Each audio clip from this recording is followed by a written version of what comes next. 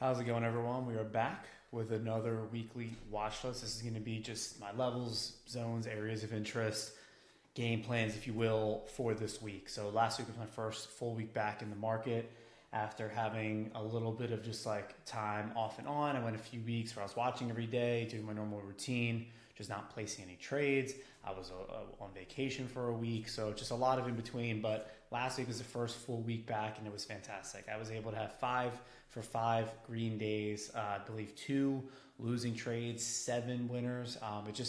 It was a great week, and it was even more great because there was no broken rules.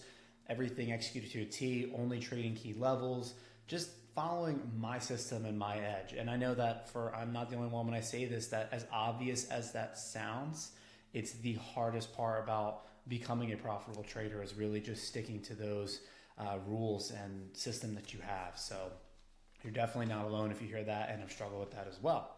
So let's get into it. We'll kick things off with SPY, just so people know. My white lines are previous day high, previous day low.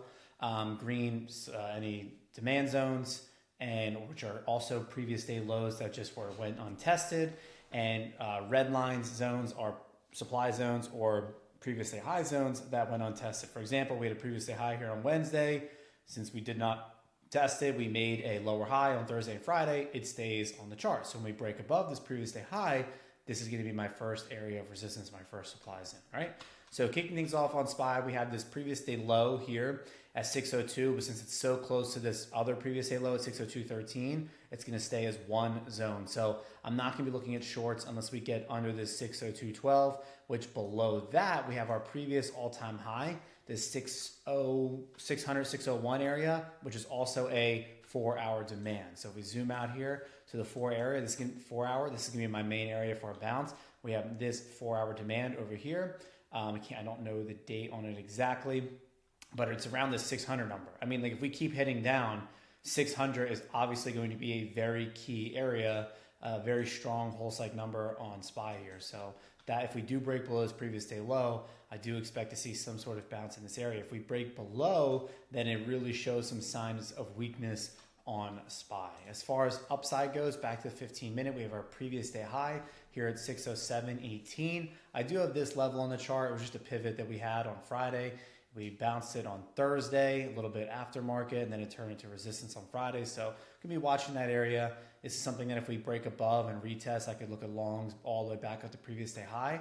But this previous day high is also a 4-hour supply zone. So if we go over here to the 4-hour, we have our supply zone here. So coming up to this wick and the open of the candle, 606.63 and 606.54, I'm going to be looking for a reject in this area, okay? So that's going to be everything on SPY. ES is obviously going to be very, very similar. It's going to be the same supply zones, demand zones for the most part as soon as it loads here. We have basically, I keep the chart a little bit simpler on ES. I don't, for futures and QES, I don't trade futures, but I do mark them for SPY and QQQ. I don't do previous day high, previous day low, pivots, anything like that. I just keep major supply and demand. So we have this 4-hour supply, we have this 4-hour demand, and these are going to be the 2 areas that I'm looking for to take a play in. I'm less interested in between, okay? So let's head over to QQQ. On QQQ, same thing, except we're at all-time highs here. So 15-minute chart, we have our previous day low, previous day high. Since we're at these all-time highs, these are going to be the first zones I'm looking for. Break and retest of this 533 for long or reject it for shorts. And as far as shorts go, under the previous day low, I do have this other previous day low at 525.57. Below that, we have another previous day low here, but not quite as strong. It was on this really strong kind of gap up day here on Wednesday, but again, it was the previous day low, so it stays on the chart. Really, but below that is this 2-hour demand zone that I'm looking at.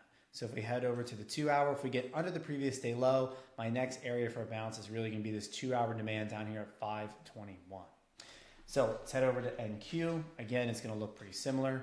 Again, just keeping mostly big zones. So we have this 2-hour demand. We also have 4-hour supply up here. It's really 4-hour and 2-hour supply. So in between, I'm not as interested in. I do have these pivots here, right? This was a former supply. This was a 4-hour supply, has now become support in some areas. And then this pivot high as well was another key level. So say we get underneath this level, we break, retest, we hold this level here at 21,612 or 21,608, then yeah, shorts down to this demand look pretty good, right? I do have these Fibonacci extensions on here as well that have been up there for a minute. So I've been posting a lot of these watch lists with these Fibonacci extensions on SPY and QQQ as we hit new all-time highs, and they've been working out pretty well. As you can see, we just rejected the 161 extension to a T, damn near, on Friday. So definitely gonna be watching that. If we get above that, and base above it, be looking at longs.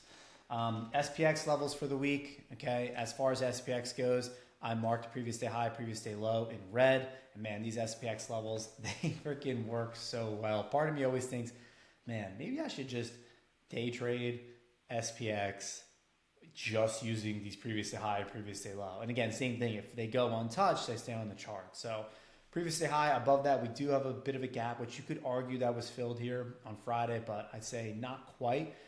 We had a gap to the downside. SPX chose to fill the gap to the downside right here. So that became our previous day low. So under the previous day low, we have the 60.30. We have the previous all-time high in 60.19. But my main area, if we get under this previous day low and we're showing weakness, this 6,000 level, right? Whole cycle numbers work really, really well. It was a previous day low as well at 603. So this 6,000, 603 level is going to be really key for a bounce if we can show weakness. And then last but not least, we have IWM. IWM has been super weak. I did post in the last watch list, we had this pennant going. We ping-ponged back and forth in this pennant, did end up taking a nice trade short because of this trend line. It was in this area here on the 13th. I did catch this short here, which was really nice on Friday.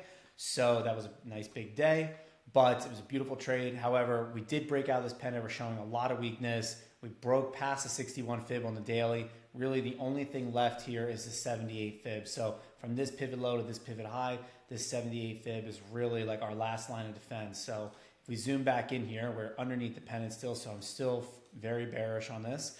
We have our previous day high and our previous day low.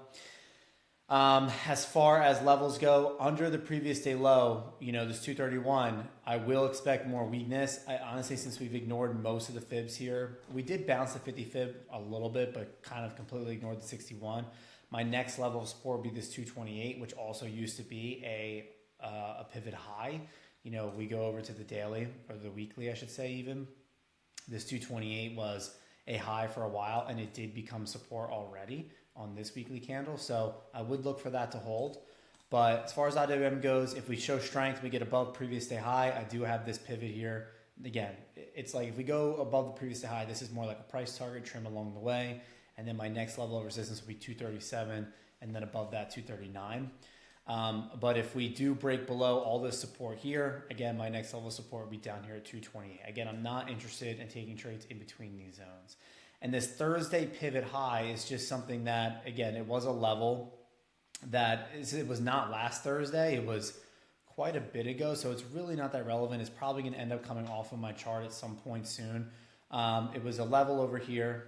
You can see we rejected it here way back in November, and it did show signs of holding up here as well on Friday, right? We came back up, bounced back off of it. So again, we'll see what happens. If we chop around it or whatever, then I'm just going to take it off the chart as I do with all these blue levels, or these pivots.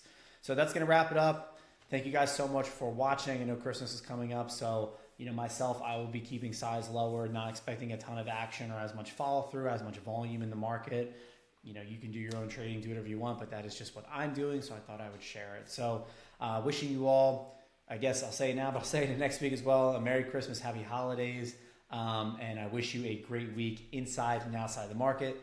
Thank you so much for watching. If you did enjoy it, please consider dropping a like, dropping a comment, and or subscribing to the channel. That would mean the absolute world to me. But have a wonderful day, and I'll see you all in the next watch list.